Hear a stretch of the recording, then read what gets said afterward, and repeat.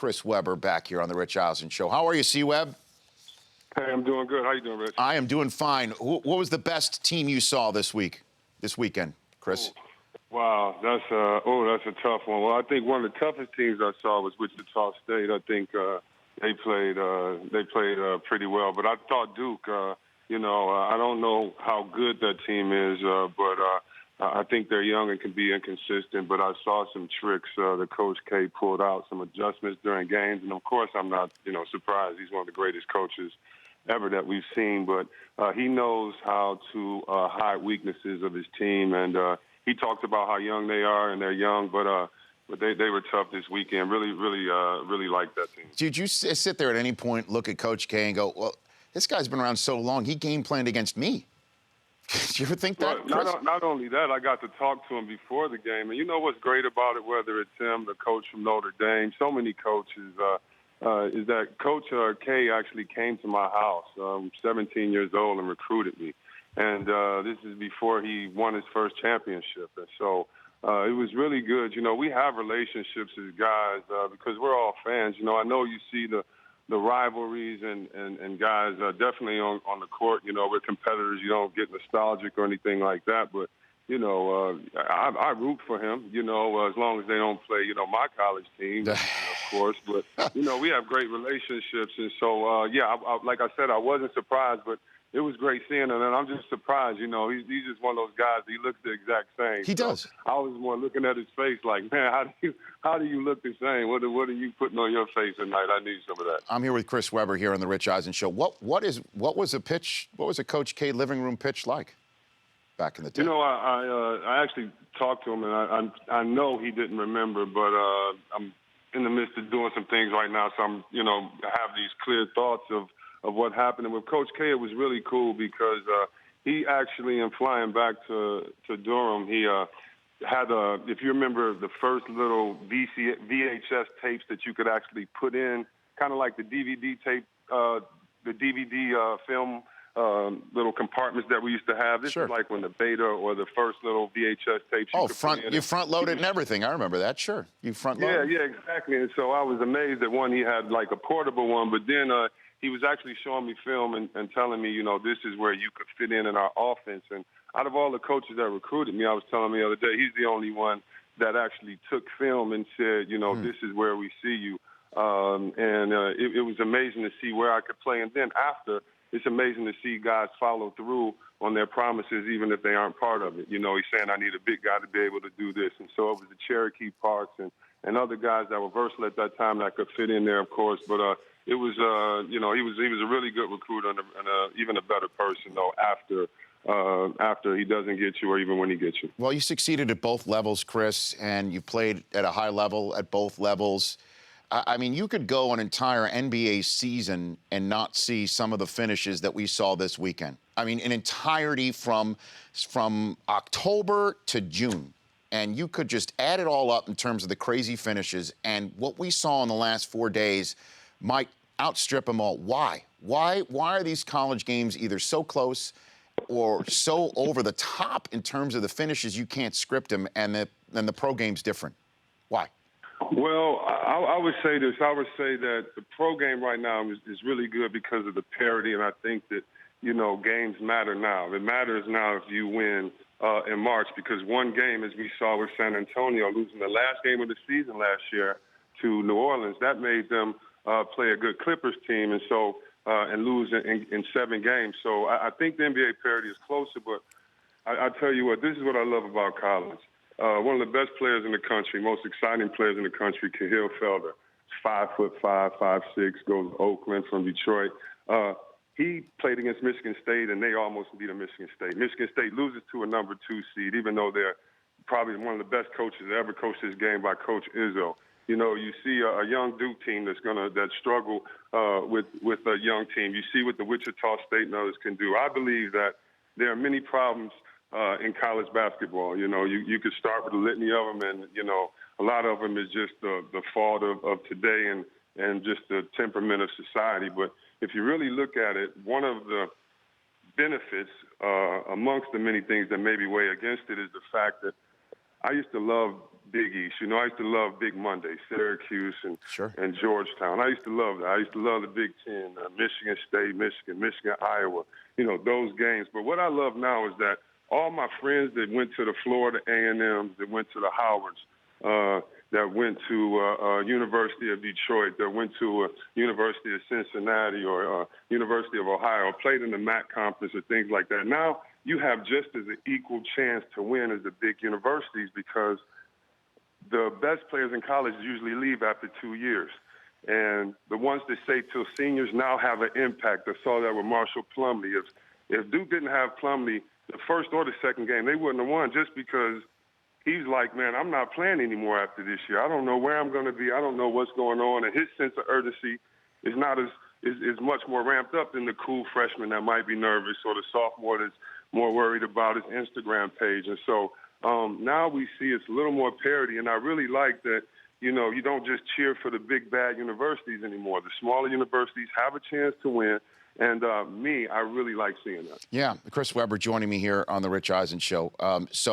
You know, I know when Michigan State won the Big Ten and Tom Izzo was asked about wanting a 1 seed, and he said, I don't really care where I'm seated, and everybody's talking about how seeding doesn't really matter. I think on hindsight, would Michigan State rather have been the 1 taking on Hampton instead of the 2 taking on Middle Tennessee State? It does seem like seeding does really matter now, Chris, when it comes down to it. I think it does, but I think, you know, I know Tom.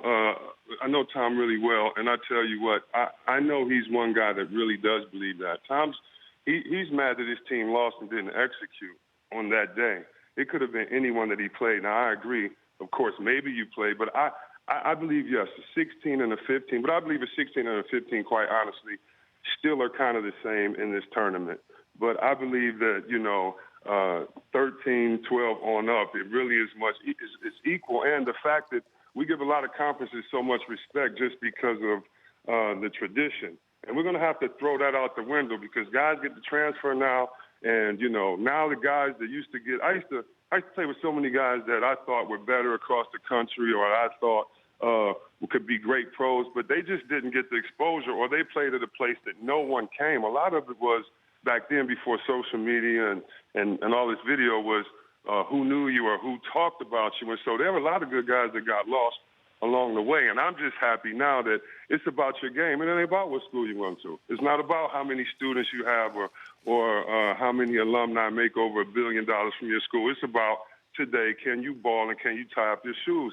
And Yale showed that in their first game, and it goes both ways. So I'm happy that it's more parity. I'm happy now that if you have a name and if you built a big program, you're still going to have to earn it just as much as the little guy that's in the smallest conference that no one's heard of. His team are wearing bummy shoes, and that his team drove a bus to the game. But once the bell whistles, everybody's equal. To me, you know, that's what I like a little more. So you think it's Kansas's tournament to lose still? Or who do you think takes this thing down? Kansas looks great. And the reason why I really like them is because of, I won't say how they failed last year, but, you know, last year they lost to Wichita State, a team in home, a team in state that they recruit against, that they kind of played the big dog against. And I think they were humbled last year. And this year, and I know that when you come back a little bit hungrier, the improvements you can make over the summer, the self-discipline you'll impose on yourself during the season, those type of things. And so, yeah, I think that, you know, being, you know, having a good coach, having talent, but also having that pain from a year before will go a long way. I got a couple minutes left with you. I want to go on some quick hitters. How do I view the Spurs win on Saturday night? Do I view it where they hounded Steph Curry at the three-point line in a way that we haven't seen? They got really physical with him. Aldridge proved to be a matchup problem for the Warriors, or do we view it that the Warriors damn near beat San Antonio on their home court without Iguodala and without Bogut, and they should come away feeling positive from that? How do I view it? I think you're a little bit right with both, but I think there has been a lot of older guys adding that Curry couldn't have done this back in the day or wouldn't have missed, and I think a lot of that is ego about their time, but I think if it is 20% of their argument that is right, it is defensively how San Antonio played Steph Curry. Did you see how everybody switched and put yourself forward? Mm-hmm. Now, this is what's crazy about sports. You put yourself in a vulnerable position. if you blitz and you fill up the box and everything, you better have good corners, or somebody's going to throw a bomb on you. You're vulnerable, and you have to just handle that vulnerability. Well, that is the way San Antonio did. They switched everything. Now, look, Steph Curry is the best defender of Steph Curry, so he just missed some shots. I'm not saying in any way is that defense stifle or that is the only way to play him. But the defense that he had, everyone switched. Even if it was time when Tim Duncan switched. When he went across the corner, they switched and communicate. But you have to be so disciplined to have that defense and to trust, and you've had to be trained that way. And that's what Pop has done. So that's a little bit of the truth that was in a lot of the comments that some of the older guys were saying. And I just want to make that fair because a lot of it may have been for other reasons, but some of it was saying that because as a basketball player, your first instinct may be to back up and give them space because you're scared. You don't want to get put on skates, don't want to get crossed over, don't want to get embarrassed. You have to put yourself in that position and maybe something good will happen. And I think both teams could look at it good, but I think no matter what happens the rest of the season, when they play in the playoffs, if they make it to each other, it's going to be exciting. And did we find out why Dwight Howard has trouble shooting free throws? Is it the ball sticks to his hand? Did we find that out? You know what, man? You know what? I want to put it out here, man. I really, this is not a brag. It's just because it happened. But I went from the worst. I had the largest improvement in NBA history in free throw shooting. Mm-hmm. And the only reason why I say that is because everything that everybody says of why you can't do it went through my head. You know, I shot 40-something% in the NBA, and it was your hands are too big. I've never met anybody with hands larger than mine. So it was your hands are too big. His big guys can't shoot. His move back, his follow through, it's everything. And so, no, the stick-em definitely doesn't help, doesn't hurt, it doesn't do anything, in my opinion. But, you know, with him and Jordan and other guys, I swear that, you know, Buzz Brayman is a heck of a coach, and it's about a discipline. And you have to put as much effort into it, and that's why I hope the NBA really doesn't change. I really hope the NBA finds a way to change the rule but not change the emphasis on the importance of free throw shooting. Mm-hmm. I've seen a little 12-year-old girl in Florida. It's so funny. She has little ponytails, and I'm telling you, she'll make 85 out of 100 easy with her eyes closed. And it's not because she's short. It's not because she's tall. It's just because of, you know, practice, and I think it gets mental. But I hope the NBA doesn't change that rule, man. But, yeah, something's going to have to be done, man. Or we're going to break the backboard, or Jerry West's back going to be hurt walking around because they're treating him like a voodoo doll, smacking him with the air balls they're hitting on the side of the backboard. Take care of yourself, Chris. Thanks for calling in. I look forward to the next time already. Always love chatting with you. That's Chris Webber, Turner Sports. The Rich Eisen Show, weekdays at noon Eastern. On Audience.